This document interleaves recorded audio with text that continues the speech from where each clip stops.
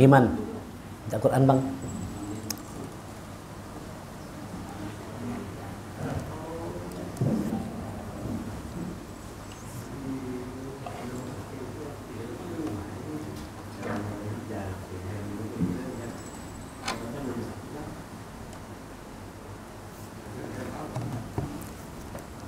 Assalamualaikum warahmatullahi wabarakatuh. Bapak-bapak, saudara-saudara sekalian, jemaah rahimakumullah. Mari sama-sama kita buka pertemuan pada malam hari ini dengan membacakan basmalah. Bismillahirrahmanirrahim.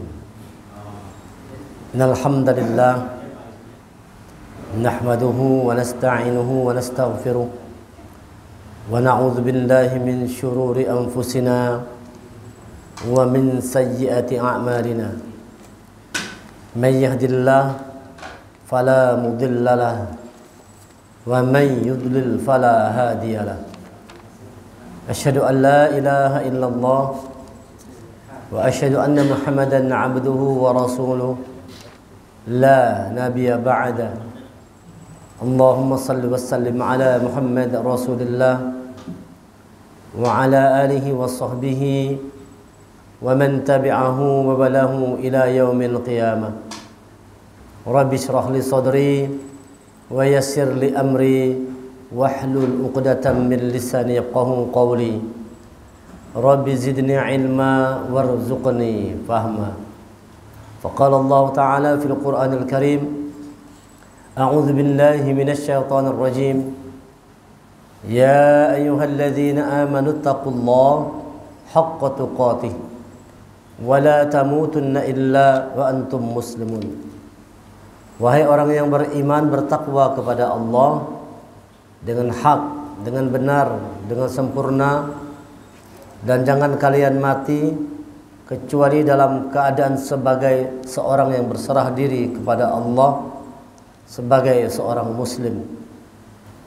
Ya ayuhan nasu taqu rabbakum alladzi khalaqakum min nafsin wahidah wa khalaqa minha zawjaha wa bassa minhuma rijalan katsiran wa nisaa'a wattaqullaha alladzi tasaaluna bihi wal arham innallaha kana 'alaikum raqiba. Ya ayyuhalladzina amanu taqullaha wa qulu qawlan sadida yuslih lakum a'malakum wa yaghfir lakum dhunubakum wa man yuti'illaha wa rasulahu faqad faza fawzan 'azima. Alhamdulillah, rasa syukur yang tak terhingga mari kita haturkan kehadirat Allah Subhanahu wa taala atas segala limpahan rahmat, taufik dan hidayah yang Allah berikan kepada kita semua. Salawat dan salam semoga senantiasa tercurah kepada Nabi kita Nabi Muhammad sallallahu alaihi wasallam beserta keluarga, kerabat, sahabat dan pengikut beliau hingga akhir zaman. Jemaah rahimakumullah, ada satu hal yang paling sulit untuk dilakukan oleh manusia, yaitu menjaga kefitrahan diri sebagai manusia. Ini paling sulit. Kalau ada pekerjaan yang paling sulit di muka bumi ini, tidak ada yang lebih sulit daripada menjaga fitrah diri kita sebagai manusia. Kalau tidak ditolong oleh Allah, niscaya kita akan kehilangan fitrah bagi manusia ini. Kita terlahir sebagai manusia, maka hendaknya hidup sebagai manusia. Ketika kita mati sebagai manusia, ketika dibangkitkan juga tetap sebagai manusia. Menjaga ini tidaklah mudah. Maka Allah turunkan petunjuknya Al-Quran.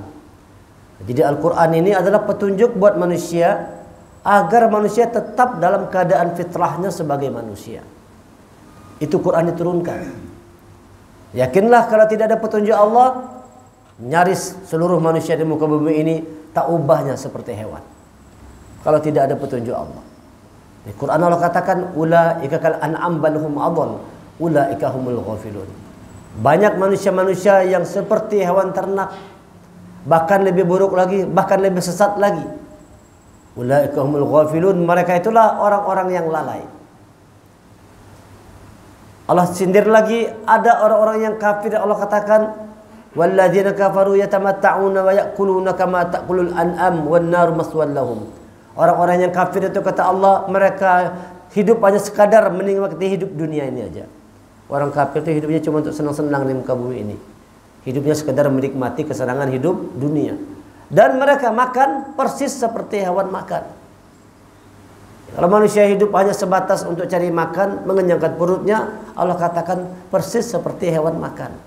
Orang yang begini sudah kehilangan fitrahnya sebagai manusia. Maka inilah hal yang paling sulit untuk dilakukan, yaitu menjaga bagaimana kita tetap dalam keadaan fitrah dari kita. Tidak boleh berubah. La tabdila li khalqillah. Fa aqim wajhaka lid-dini hanifa. Fitratallahi allati fatara an-nasa 'alaiha. La tabdila li khalqillah.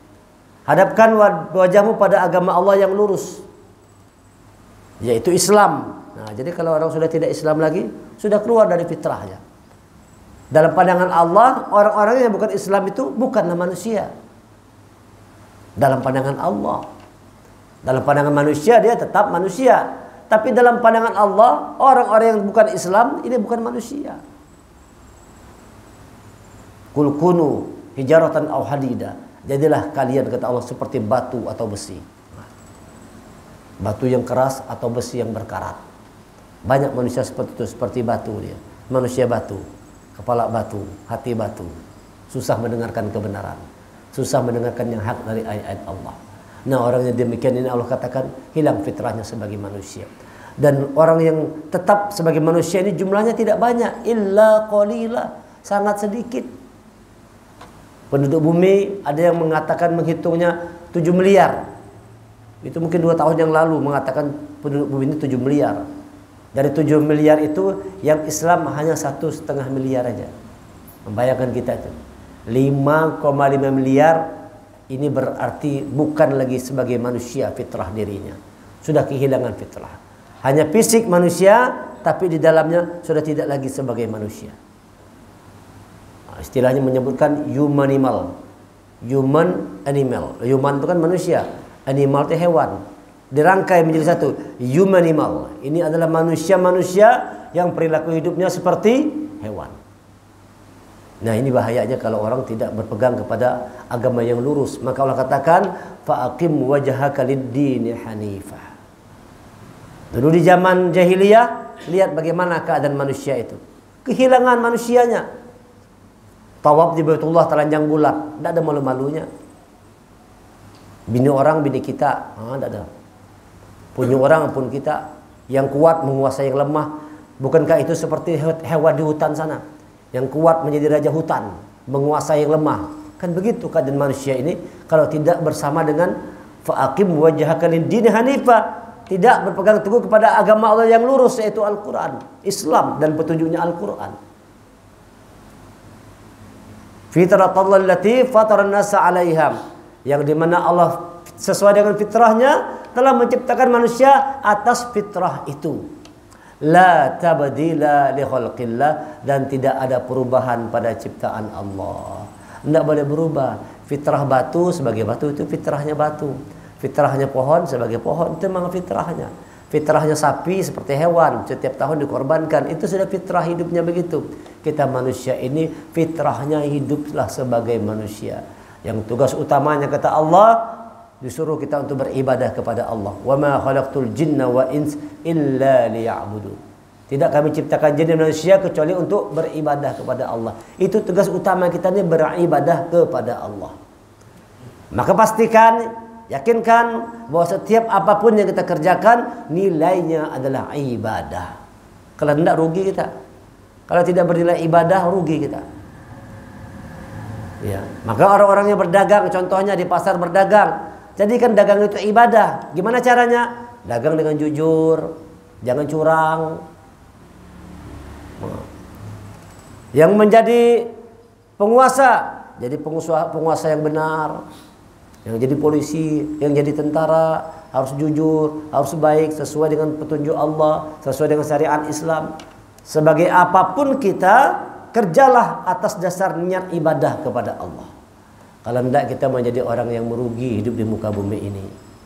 Rugi hidup di muka bumi ini. Kalau tidak, apa yang kita kerjakan berhari-hari sampai berpuluh-puluh tahun, setiap hari kerja, tapi tidak ada nilai sedikit pun dalam pandangan Allah. Ada orang yang mulai pagi jam 3 subuh sudah bangun barangkali, langsung ke pasar sana cari uang, sampai sore, lembur sampai malam, lupa sholat, lupa baca Quran, mati-matian cari uang, kadang sugih-sugih juga. Dan dia melalaikan hubungannya kepada Allah. Bayangkan, hidup sudah susah, nanti mati bertambah kesulitan itu. Berlipat ganda kesulitannya. Kenapa? Lupa beribadah kepada Allah. Lupa beribadah kepada Allah. Banyak manusia yang seperti itu. Na'udzubillah. Kasihan. Sudahlah hidup sengsara, mati dan tidak sengsara lagi. Kenapa? Selama hidup lupa beribadah kepada Allah. Sibuk cari duit terus. Padahal apa yang dikejar mati-matian, sedikit pun tidak bisa membela kita di hadapan Allah nanti. Oleh karena itu, jemaah rahimakumullah, jadikanlah umur yang Allah berikan kepada kita ini untuk beribadah, untuk berbuat amal kebaikan. Allah ciptakan hidup dan mati itu dia untuk sebagai ujian untuk amal kebaikan. Alladzi khalaqal mauta wal hayata liyabluwakum ayyukum ahsanu amala wa huwal azizul ghafur. Surah Al-Mulk, surah ke-67 ayat yang kedua. Alladzi khalaqal maut. Allah yang menciptakan mati. Alladzi khalaqal mauta wal haya, dan hidup. Allah ciptakan ada mati, ada hidup. Liyabluwakum, sebagai ujian. Jadi yang namanya kematian dan kehidupan itu sebagai ujian dari Allah. Ujian apa? Ahsanu amala. Liyabluwakum ayyukum ahsanu amala. Sebagai ujian untuk Allah tahu siapa orang yang terbaik amalnya. Hidup ini ujian. Untuk Allah melihat mana orang yang baik tadi, mana orang yang baik, mana orang yang jahat. Ada orang yang memilih melakukan kebaikan hidupnya, tapi tidak sedikit orang memilih keburukan dalam hidupnya. Pilihan, kata Allah. Ini hidup, ini pilihan. Kita mau pilih mana? Silakan. Allah tidak maksa. Lakum dinukum waliyah, tidak ada paksaan. Mau milih kebaikan, bagus, dapat kebaikan. Milih keburukan, silakan, tapi dapat keburukan. Kematian kita itu bergantung kebiasaan yang kita lakukan. Jadi sampaikan juga di subuh tadi dia Surudin itu. Barangkali ada pian yang dengar. Sampaikan bahwa kematian kita itu bergantung dari kebiasaan yang kita lakukan. Kalau kita ingin mati dalam keadaan yang baik, biasakanlah melakukan kebaikan. Biasakan melakukan kebaikan supaya ketika mati nanti juga dalam keadaan yang baik. Tapi kalau orang dalam hidupnya melakukan kemaksiatan, matinya juga dalam kemaksiatan. Orang mabuk aja, nah lagi mabuk itu mati, banyak tuh. Orang berjudi aja, pas berjudi mati, banyak. Narkoba, pas lagi narkoba mati, banyak. Nah, dan sebagainya. Banyak orang demikian. Jadi Rasulullah mengatakan, matal mar'u ma syaa alaih. Kematian seseorang itu masya'a alaih, bergantung kebiasaan yang dia lakukan.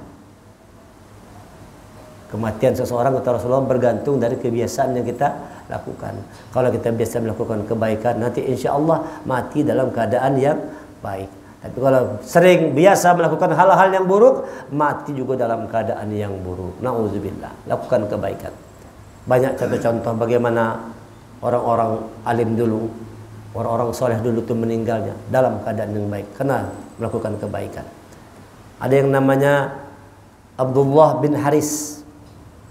Abdullah bin Haris ini orang yang hidup meninggal tahun 192 Masehi.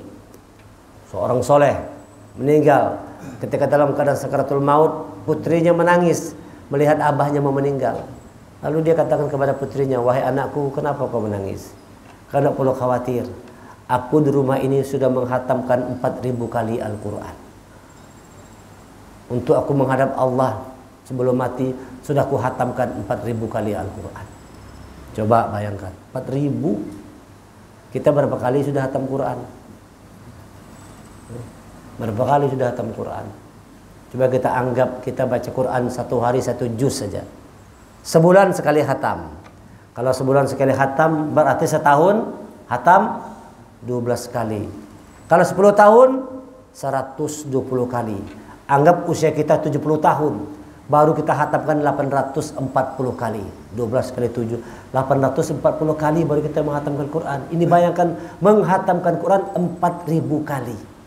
Bekal untuk menghadap Allah. Wahai putriku, kau jangan nangis. Bukankah di rumah ini sudah kuhatamkan 4000 kali Al-Quran. 4000 kali Bapak. Nah, kita gimana kita? Jangan cuma menghatamkan Quran di bulan puasa aja. Bulan puasa hatam Quran sekali.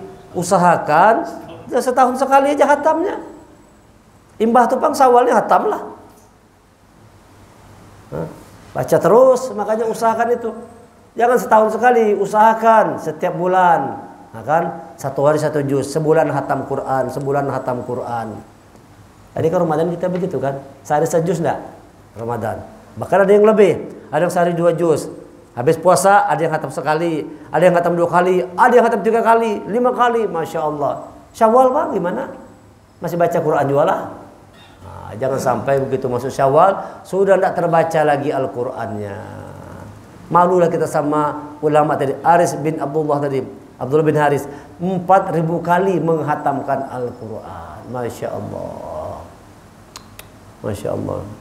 Ayo bapak-bapak, kawan-kawan sekalian, bacalah Quran.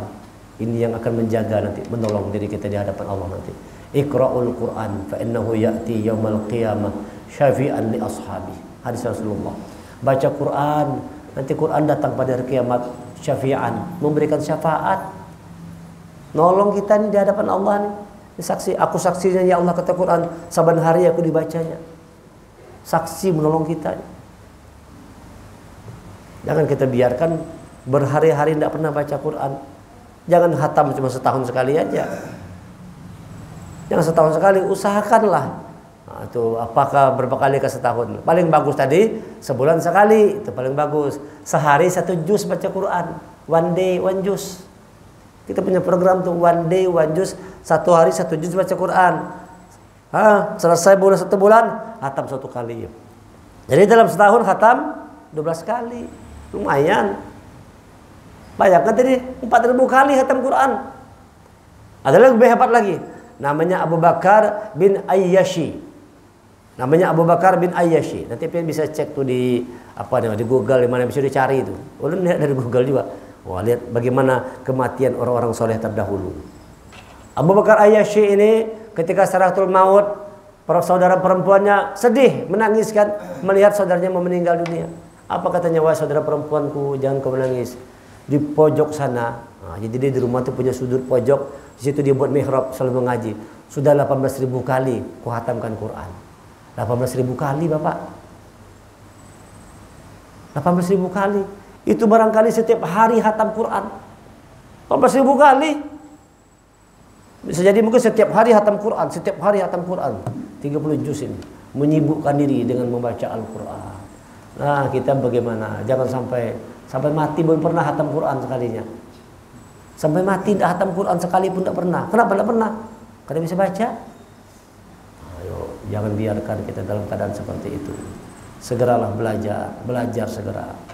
Jangan kita tenang-tenang aja, kematian sudah semakin dekat. Sebelum dijemput oleh Allah, belajar. Ingat kata Rasulullah, matal mar'u ma syaa alaih. Matinya seseorang bergantung dari kebiasaannya. Kalau ingin mati yang baik, lihat tadi itu. Karena sering mengaji, dalam keadaan begitu meninggalnya.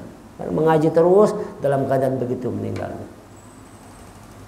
Ada lagi namanya Amir bin Abdullah bin Zubair.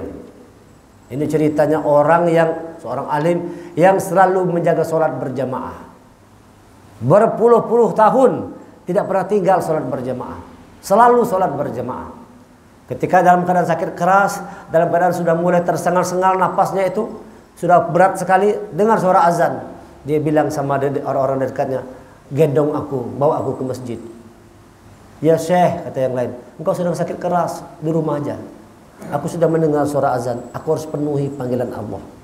Bayangkan itu, dalam keadaan sakaratul maut, masih melangkahkan kakinya ke masjid. Minta digendong, dibawa ke masjid. Padahal sudah mau meninggal, masih minta dibawa ke masjid. Ini badan sehat-sehat aja, sebelah sini aja rumah. Dengan orang azan datangin kada. Orang hendak mati aja masih ke masjid, minta gendong aku bawa ke masjid. Itu orang sudah hendak mati. Kita sehat, segar bugar, gagah, dengar suara azan, tidak tergetar hati kita untuk datang ke rumah Allah. Nah, ini barangkali yang Allah katakan tadi, sudah mulai batu sudah hati tadi. Dipanggil Allah itu tidak bergeming hati, tidak merasa apa-apa. Dianggapnya panggilan azan itu kayak lagu dangdut aja. Nah, biasa-biasa aja, tidak ada pengaruhnya sama sekali. Mungkin lebih berpengaruh dengar lagu dangdut lagi. Kalau ada dangdut kan ada pengaruhnya, goyang-goyang tangan, goyang-goyang kaki. Dengar azan tidak ada pengaruhnya. Tadi yang Abdullah bin Amir bin Zubair ini, dia minta gendong ke masjid sholat maghrib. Begitu selesai rakaat pertama, sujud terakhir, langsung jatuh meninggal dunia. Meninggal dalam keadaan sedang sholat. Kenapa? Kebiasaannya menjaga sholat berjamaah. Seseorang meninggal bergantung dari kebiasaan. Nah, maka biasakan kebaikan supaya kita juga ketika mati dalam keadaan yang baik. Banyak-banyaklah ingat mati. Kata Rasulullah itu, ingatlah kalian kepada yang menghilangkan segala macam kelezatan. Kelezatan hidup dunia ini hilang seberataan. Apa itu? Kematian. Hilang semua lezat yang dunia ini, hilang seberataan dah. Banyak-banyak kalian mengingat kematian, kata Rasulullah. Banyak orang lupa mati, sibuk dengan dunia terus. Bolehlah kita kejar dunia, tapi ingat bahwa kita ini suatu saat dipanggil Allah. Oleh karena itu persiapkan diri kita. Walaupun sedang sibuk kerja, usaha dan sebagainya, jangan lupa untuk mengingat Allah. Jangan lupa. Zikran katsira, ingat Allah dengan banyak. Ya ayyuhalladzina amanu, zikran katsira. Wahai orang beriman, ingat kepada Allah dengan ingat yang banyak kepadanya. Banyak mengingat Allah. Jangan pas susah aja. Kalau pas susah, pas sempit, pas ada masalah baru ya Allah, tolong ya Allah. Baru ingat Allah. Kalau pas lagi nyaman, lupa diri. Lupa sudah. Pas susah baru ingat, lagi nyaman lupa sama Allah. Ajan kata Allah, orang beriman ingat Allah. Banyak-banyaklah kalian mengingat Allah. Ingat-ingat kematian, bahwa hidup tak lama lagi di muka bumi ini. Lakukan kebaikan supaya mati dalam keadaan yang baik. Dan kata Rasulullah, nanti orang dibangkitkan di yaumil mahsyar. Setiap orang dibangkitkan itu juga bergantung bagaimana matinya. Orang mati bergantung bagaimana hidupnya, bagaimana kebiasaannya. Dan orang dibangkitkan bergantung bagaimana matinya. Kalau ada orang lagi narkoba mati, itu sudah jelas pasti dibangkitkan dalam keadaan yang buruk. Pasti sudah. Lagi narkoba, lagi diskotik, mati. Mati, buruk, mati dalam keadaan yang buruk. Lagi ngadu ayam, mati. Di tempat pengaduan ayam mati, kena serang jantung. Ayamnya kalah, mati. Ada kayak itu orang. Ngadu ayam, kalau kalah ayamnya mati. Kalah Liverpool mati. Nonton bola mati. Nah, bayangkan tuh kalau lagi nonton bola mati.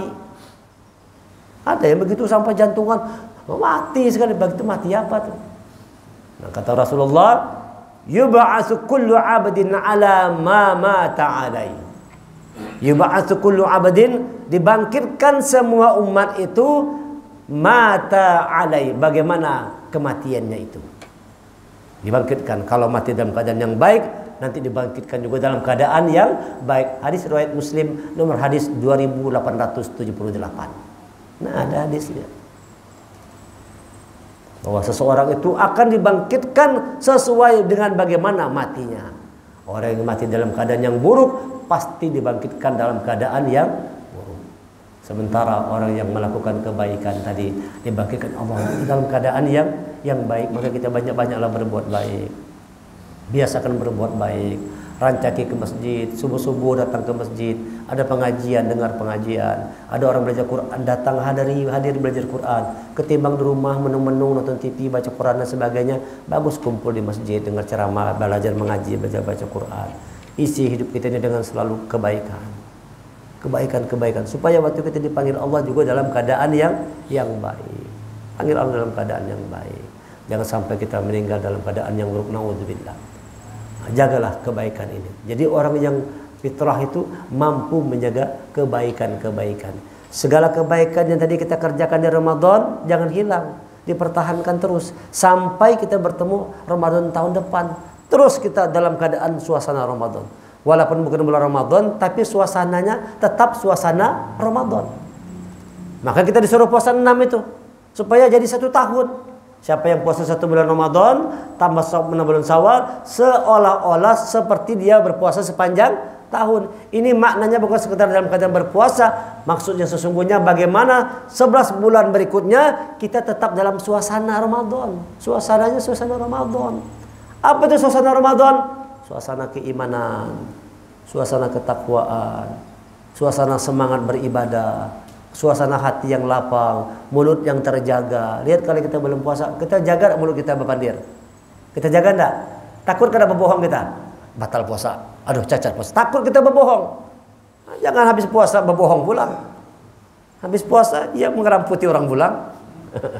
Ya kalau tadi puasa jaga benar mulut kada berbohong. Habis puasa mengeramputi orang pulang. Nah, ini orang yang tidak membawa nilai-nilai Ramadan tadi ke 11 bulan berikutnya. Seluruh nilai kebaikan yang kita dapat Ramadan, pertahankan 11 bulan berikutnya sampai kita bertemu dengan Ramadan. Bayangkan kalau kita meninggal dalam keadaan begitu, kita dianggap dalam keadaan berpuasa masih.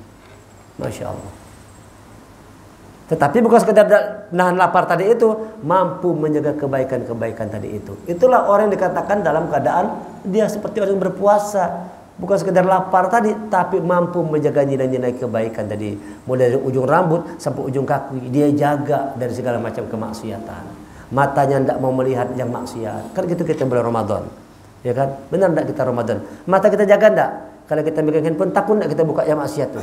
Kan kita malu kan kalau perempuan-perempuan yang macam-macam di handphone kan lagi berpuasa, nggak mau kita lihat. Jangan habis puasa mencanggang benar. Habis puasa boleh pulang kelakuan. Ada orang begitu. Habis puasa boleh pulang kelakuan, berbalik pulang ini tidak benar demikian. Ini orang hanya tobat di bulan puasa aja tobatnya. Ampe puasa bang, ampe juga mengeramput lagi, mata mulai jelalatan lagi, hidung belang, mata buaya lahir lagi. Nah, jangan demikian, Bapak-bapak sekalian. Tetaplah kita pertahankan kebaikan-kebaikan supaya kita waktu dipanggil Allah juga dalam keadaan yang baik. Ini maksudnya orang yang kembali fitrah. Allah katakan la tabdila li khalqillah. Tidak ada perubahan pada ciptaan Allah. Jangan berubah. Batu kan tidak berubah. Batu fitrah, memang begitulah batu sebagai batu. Warik kan tidak berubah, tetap dia warik. Kambing tidak berubah, tetap kambing makan rumput, tidak bisa makan yang lain-lain, makan rumput aja kambing, tidak berubah. Nah kita manusia jangan berubah juga. Allah menetapkan kita sebagai manusia dengan nilai-nilai kemanusiaan, jangan berubah.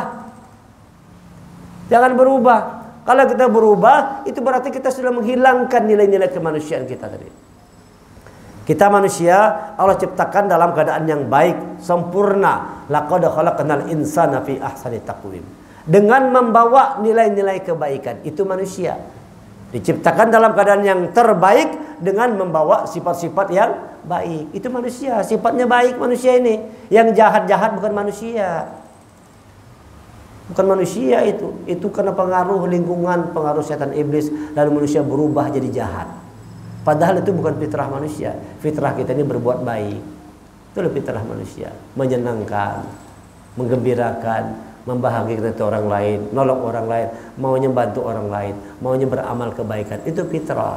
Kalau kita berbuat buruk, itu bukan fitrah kita. Itu manusia yang dipengaruhi oleh jin setan iblis tadi. Diserangnya manusia dari depan, belakang, kanan, kiri. Lalu manusia akan kehilangan rasa syukur. Nah, itu kita kaji malam Senin yang lalu. Banyak manusia-manusia nanti kalian temui, kata Allah dalam Quran ini, mereka akan kehilangan rasa syukurnya. Kenapa? Diganggu oleh syaitan, diserang dari depan, belakang, kanan, kiri. Wala tajidu aktsarahum syakirin. Kalian temukan kebanyakan manusia lupa bersyukur kepada Allah. Lalu bawaannya keluh kesah, lalu tidak mau beribadah, lalu tidak mau zikrullah, tidak mau sholat, tidak mau baca Quran, sibuk dengan urusan dunia, padahal itu melelahkan, capek, dan dia tidak dapat apa-apa. Begitu mati, hilang semua kelezatan tadi itu. Kumpulkannya duit banyak-banyak, tidak bisa nolong sedikit pun. Dicarinya harta mati-matian, tidak mampu menolong dirinya walaupun sedikit. Oleh karena itu, buat kita ini utamakan beribadah kepada Allah. Silakan kita kejar dunia, cari dunia, tapi jangan lupa dengan Allah. Jangan lupakan Allah. Ingat Allah dengan keyakinan yang benar. Ingat bahwa suatu saat kita akan dijemput oleh Allah. Kita minta kepada Allah mati dalam keadaan yang baik. Dan orang yang baik matinya itu adalah orang yang mampu di akhir katanya itu, di akhir kalimatnya dia mengucapkan la ilaha illallah. Man kana akhiru kalamihi dakhalal jannah. La ilaha illallah dakhalal jannah. Man kana akhiru kalamihi la ilaha illallah dakhalal jannah. Siapa orang yang di akhir kalimatnya mampu mengucapkan la ilaha illallah dakhalal jannah, masuk surga. Tapi jangan dikira mudah. Jangan dikira mudah mengucapkan la ilaha illallah kalau kada dilatih, kalau kada dibiasakan. Maka kita biasakan setiap hari asyhadu an la ilaha illallah. Orang yang tidak sholat mana bisa bilang la ilaha illallah, tidak bisa karena tidak terbiasa. Biasakan terus setiap hari kita ucapkan la ilaha illallah, asyhadu an la ilaha illallah. Minimal 17 kali kalau sehari kita mengucapkan asyhadu an la ilaha illallah. Dalam beberapa rakaat salat itu setiap hari kita ucapkan, dilatih terus kan. Dilatih terus. Membiasakan. Seseorang akan mati sesuai dengan kebiasaannya. Kalau lisan kita biasa menyebut la ilaha illallah, nanti insyaallah di ujung ayat kita mengucapkan la ilaha illallah. Tiada Tuhan selain Allah. Itulah perjanjian kita di alam arham. Dalam perut ibu kita itu janji kita. Alastu bi rabbikum qalu bala syahidna. Benarkah aku Tuhanmu? Kita diambil janjinya oleh Allah tuh. Benarkah aku Tuhanmu? Lalu kita menjawab, qalu bala syahidna. Kami berkata, ya Allah benar, Engkau Tuhan kami. Bersyahadah sudah. Di rahim ibu itu sudah bersyahadah. Karena janji itulah kita lahir ke muka bumi, hidup sampai sekarang karena janji kita. Setelah kita mau memenuhi janji, lalu ditetapkanlah umur kita, rezeki kita, jodoh kita ditetapkan oleh Allah. Karena kita sudah berjanji. Lahir ke muka bumi, manusia lupa dengan janjinya. Lupa dengan tujuan hidupnya Allah. Bahwa hidupnya itu Allah tujuannya. Orang yang tujuan hidupnya Allah, itu insya Allah nanti dia ucapkan la ilaha illallah. Karena tujuan hidupnya itu Allah. Tetapi orang-orang tujuan hidupnya mengejar dunia, dia tidak dapatkan apa-apa. Dunia hanya dapat sebagian. Quran mengatakan mereka diberi sebagian di dunia, di akhirat mereka tidak memperoleh apa-apa kecuali api neraka. Na'udzubillahi min dzalik. Kerjalah, berusahalah kita berjuang terus di muka bumi ini untuk kita terus memupuk iman. Karena bekal utama kita menghadap Allah itu adalah iman dan amal soleh. Iman dan amal soleh. Bilal bin Rabah ditanya oleh sahabatnya, diskusi dengan sahabatnya. Sahabatnya mengatakan kepada Bilal, Bilal sudah menjadi gubernur. Bilal bin Rabah sudah menjadi gubernur di Syam di zaman Khalifah Umar bin Khattab. Sudah jadi gubernur, sudah jadi orang kaya. Sudah banyak duitnya. Lalu kata sahabat, Bilal, engkau sekarang sudah merasakan nikmatnya iman. Engkau sekarang sudah merasakan nikmatnya iman. Engkau sekarang sudah merasakan lezatnya iman. Kata sahabat, karena melihat Bilal sudah menjadi gubernur, jadi pejabat, jadi orang kaya. Engkau sekarang Bilal sudah merasakan buahnya iman, lezatnya iman, manisnya iman. Engkau rasakan sekarang. Apa jawab Bilal? Salah, kalian keliru. Kalian keliru. Aku merasakan lezatnya iman bukan jadi gubernur, tetapi aku merasakan lezatnya iman itu ketika aku ditindih batu. Ketika ditarik di padang pasir yang panas, di situ aku merasakan lezatnya iman. Itu. Di situ terasa lezatnya iman. Orang tuh kalau hidup nyaman terus tuh kada terasa iman tuh. Garing, tinggal bawa rumah sakit, duit banyak. Coba kalau kita orang kada punya anak garing, kita garing, anak berapa duit ke dada, kemana ngelapornya? Ya Allah, nah ke Allah. Kata Bilal, aku rasakan lezatnya iman bukan jadi gubernur ini, tapi saat aku ditindih batu, ditarik di padang pasir yang panas, di situ aku rasakan lezatnya iman. Masya Allah. Artinya orang tuh hidup ini harus merasakan sesuatu yang pahit, baru iman tuh terasa. Mengalami sesuatu goncangan, diuji dengan berbagai macam musibah, baru di situ terasa iman itu seperti apa. Kalau tidak teruji iman itu, betul apa tidak? Betul apa tidak? Iya, kalau tidak teruji iman. Jadi kalau misalnya kita hidup dikasih Allah dengan berbagai macam persoalan, itu tanda Allah sedang memperhatikan kita, ingin menguji sekuat apa kualitas iman kita. Maka kalau kita belajar jangan ngeluh. Jangan berkeluh kesah, tetap semangat. Itulah cara Allah supaya iman kita ini kuat kepada Allah. Barangkali kalau kita dijadikan sugih, lupa dengan Allah barangkali. Lupa ingat sama Allah. Lalu beri Allah kita dengan segala macam ujian supaya iman kita itu bertambah. Bukankah di Ramadan banyak ujiannya kita? Pahit tak Ramadan tuh? Perut lapar, lemas, tapi kita harus terus berjuang. Lihat ini, pahit. Pahit, banyak lagi ujiannya, banyak lagi godaan segala macam. Tapi disitulah kita akan merasakan lezatnya iman. Kalau benar-benar kita mau berusaha menjalankan apa yang diperintahkan oleh Allah. Jadi orang yang sabar dalam kehidupan ini. Surga itu Allah peruntukkan buat orang-orang yang sabar. Am hasibtum an tadkhulul jannah walamma ya'lamillahu alladhina jahadu minkum wa ya'lamas sabirin. Jangan kau kira masuk surga sebelum terang bagi Allah. Allah tahu mana orang yang berjihad di jalan Allah dan mana orang yang sabar. Jihad sungguh-sungguh di jalan Allah di malam hari ini, insya Allah nilainya jihad, berjuang. Di tengah-tengah kesibukan kita, capek kerja seharian, maghrib datang ke masjid dengar ceramah, walaupun terkantuk-kantuk, tapi insya Allah dapat catatan kebaikan. Walaupun terkantuk, datang subuh-subuh ke masjid, nah terguring-guring, kada apa-apa, dicatat Allah sebagai kebaikan. Niat aja sudah dapat kebaikan, apalagi kita datang. Nah inilah orang-orang yang berjuang. Karena yang namanya perjuangan itu tidak mudah. Tidak ada perjuangan yang mudah. Perjuangan itu betul-betul babak belur, tetes darah dan air mata. Perjuangan. Wa ya'lamas sabirin, dan Allah perlu tahu mana orang yang sabar. Maka diberi Allah segala macam ujian supaya kita sabar. Ujian yang kita hadapi, yakinlah tidak ada seujung kukunya dengan ujian yang Allah berikan kepada para nabi. Tidak ada apa-apanya ujian kita. Ujian kita paling kada berduit aja. Itu aja bang ujiannya. Kurang duit aja. Itu aja. Anak dibunuh orang kada kalau kada ada kan? Anak dibunuh orang kada ada kalau kada ada kita diusir orang di kampung kada. Paling kada berduit benar ya. Kurang duit itu aja ujiannya.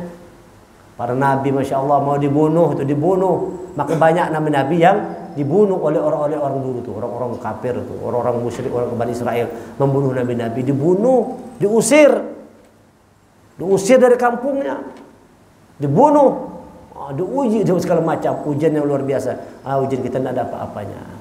Kalau para nabi sanggup untuk bersabar, masa kita dengan sedikit ujian kita keluh kesah? Jangan berkeluh kesah, tetap dalam kesabaran. Fitrah manusia itu dengan nilai-nilai kebaikan. Ridho, sabar, ikhlas, syukur harus dipupuk dalam diri kita ini. Jadilah orang yang ridho dengan apapun yang Allah berikan kepada kita, ridho menerimanya. Jadilah orang yang sabar, terus tanpa batas. Jadi orang yang ikhlas, terus berbuat tanpa pamrih, semata-mata karena Allah, dan banyak-banyak bersyukur kepada Allah. Ramadan tadi itu ujungnya suruh syukur kita.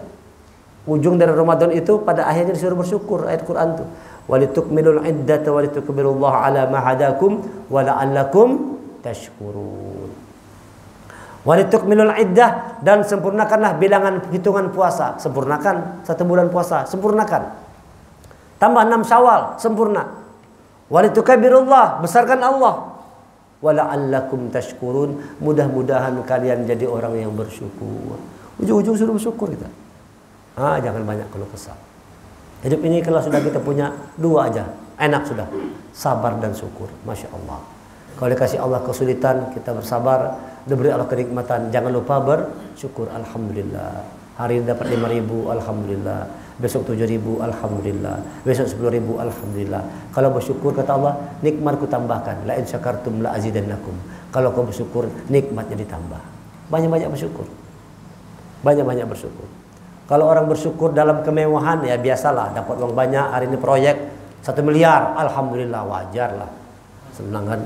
Tapi kalau ada orang yang pas-pasan, ya kalau usaha mati-matian sehari cuma 10.000 dapatnya, tapi dia bisa bersyukur, Alhamdulillah ya Allah, hari ini 10.000, Masya Allah, itu yang luar biasa. Itu luar biasa tuh. Orang hari satu hari kerja 1 juta, Alhamdulillah, ya biasalah orang dapat 1 juta dapatnya, wajarlah dia bersyukur. Dapat 1 juta dia bersyukur, wajar 1 juta dapatnya. Dapat 5 juta, 10 juta, 100 juta. Sehari kerja 100 juta. Kalau pemain bola dunia tuh 1 detiknya sekian juta. Sebulan gajinya miliaran rupiah. Ada orang begitu, 1 hari ratusan juta bersyukur, wajar banyak dapatnya. Tapi ada orang-orang yang dapatnya pas-pasan, bahkan kurang dapatnya. Tidak sesuai kebutuhan dengan pengeluaran tidak sesuai. Masuk sedikit, keluar banyak, tapi tetap dia bersyukur. Alhamdulillah ya Allah. Kenapa bersyukur? Masih hidup aku ya Allah. Masih hidup lagi, belum mati lagi. Bersyukur tuh masih hidup. Alhamdulillah ya Allah. Kau berikan aku rezeki 10.000. Mudah-mudahan dengan 10.000 ini aku bisa terus bertahan hidup untuk beribadah kepadamu. Alhamdulillah ya Allah. Tidak pernah keluh kesah. Inilah orang beriman. Dan dia yakin dengan seyakin-yakinnya bahwa pada saatnya nanti Allah akan bayar segala macam kerja keras usahanya, kepahitannya dengan buah manis. Kalau tidak dapat di dunia, nanti di akhirat dia terima tunai. Barangkali tadi di dunia dianggap remeh oleh orang. Apalah itu. Orang kere, miskin, tidak punya apa-apa. Tapi nanti di akhirat dia jadi pemimpin di dalam surga. Orang-orang yang tadi bangga-bangga di dunia, bos-bos tadi, bos emas, bos batu bara, bos ini keren-keren, gagah-gagah, merasa hebat semua. Nanti di akhirat mereka jadi orang-orang bawah. Orang-orang miskin yang di atas. Siapa yang masuk surga duluan? Orang kaya atau orang miskin? Orang miskin yang beriman lebih duluan. Ada orang kaya beriman, ada orang miskin beriman. Siapa yang masuk duluan? Orang miskin yang beriman. Karena enak, hisapnya kedadak. Duit kedadak kayak apa dihitung. Nah, ini orang kere kada duit, sana masuk surga. Cepat masuk surga. Nah, jadi oleh karena itu hadapi hidup ini tetap dengan senyuman, bersemangat di jalan berjuang di jalan Allah, terus jangan lupa berdoa, dan setiap apapun yang Allah berikan kepada kita, rasa syukur jangan hilang. Tetaplah alhamdulillah. Dagangan kada payu-payu. Sudah usaha belum payu-payu ya dagangan. Alhamdulillah ya Allah. Hari ini wadai laku 2 buting. Alhamdulillah. Tidak ada keluh kesah. Hari ini cuma dapat orderan 1 aja ya. Motor putus rantai cuma sebuting aja. Alhamdulillah. Ya, kalau cuma 1 buting aja yang dipakai motor. Tapi katakanlah alhamdulillah ya Allah. Alhamdulillah. Aku bersyukur. Janji Allah pasti benar. Kalau kita bersyukur ditambah nikmatnya. Nikmat itu bukan sekedar bentuk duit aja, bukan. Tapi ketenangan dalam keluarga. Memang pas-pasan, tapi rumah tangga tenang. Anak-anak baik semua. Anak kita jadi anak yang soleh, bahkan jadi penghafal Quran. Apa tidak bahagia atau orang tua itu? Penghafal Quran anak kita, calon pemimpin masa depan, generasi penerus kita. Nanti di akhirat diletakkan yang mahkota yang paling indah di kepala kita itu. Ketika dalam kubur kita, setiap hari derajat kita diangkat oleh Allah. Itu kalau orang tua punya anak penghafal Quran. Lalu dia bertanya, ya Allah, kenapa setiap hari derajatku menaik, meningkat terus? Apa jawab malaikat? Karena engkau punya anak yang sedang menghafal Quran di dunia dan mendoakan engkau terus. Itulah dia harta yang terbaik, harta yang paling hebat itu. Kalau kita punya keturunan anak yang soleh dan soleha. Oleh karena itu syukurlah hidupnya apa adanya. Syukuri apa adanya. Bukan ada apanya, tapi syukuri apa adanya.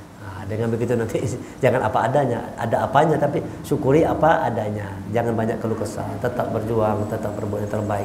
Mudah-mudahan Allah memberikan pertolongannya kepada kita semua, selalu menjaga, melindungi kita semua, merahmati kita semua. Subhanallah wa bihamdika, asyhadu an la ilaha illa anta, astaghfiruka wa atubu ilaik. Kita tutup dengan hamdalah. Alhamdulillahirabbil alamin wal afu minkum. Assalamualaikum warahmatullahi wabarakatuh.